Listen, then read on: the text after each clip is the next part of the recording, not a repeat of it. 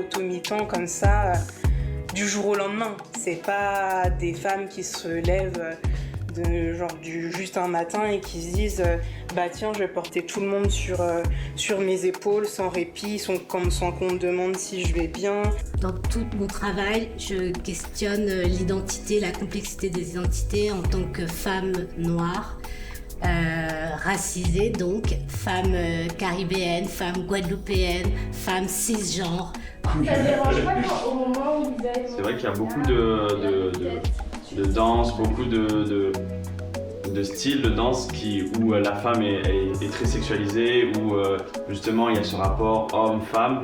Et ce qui est important dans le contemporain, c'est que ça casse les codes. Les Africains, quand ils viennent ici, parce que là on est français, ils sont choqués de voir qu'il n'y a pas d'hommes dans les cours de danse. Eux, c'est le contraire. Donc quand une femme, pour moi c'est vraiment un enjeu vraiment important, quand une femme décide d'être chorégraphe de monter une compagnie, j'ai envie de dire, je n'exagère pas, c'est au nom de sa vie, quoi.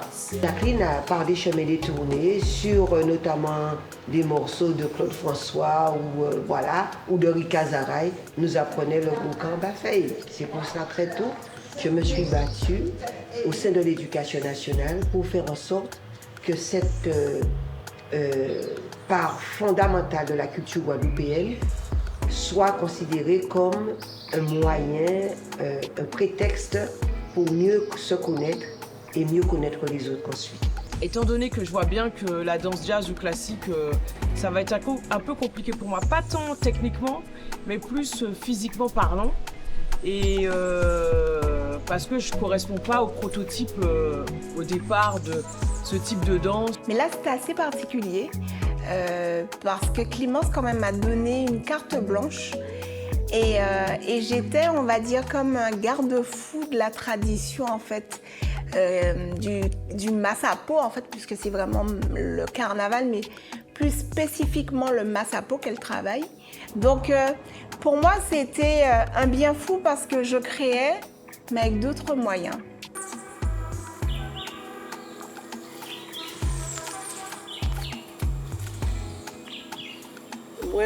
Moi, à ma connaissance, c'était nous à deux madames qui commençaient dans ça dans Odalios. C'est Nadia Pater et moi et Malou. Et ensuite, après ça, Lucie Jacques a commencé à venir entrer. Et puis, au fur et à mesure, ouais, madame commence à venir danser. Peut-être que la femme a sa mission d'accompagnement, cette mission aussi à travers ses intuitions, à travers ses revendications, une énergie spécifique pour mener à bien un objectif. Et cette force, cette énergie reliée à la femme permet de s'engager. Il y a 4 femmes de mondes différents, de cultures différentes, de continents différents, d'âges différents, d'expériences de vie différentes et de pratiques différentes. Donc voilà, c'est-à-dire que du coup, on se retrouve en fait à rentrer dans une sorte de plateforme qui se place, enfin voilà, qui est posée. Au départ, mon intention était vraiment de travailler sur le déboulé et finalement ça s'est dessiné avec les interprètes aussi sur non pas les figures carnavalesques mais plutôt les figures dans lesquelles nous, en tant que femmes, on se projette.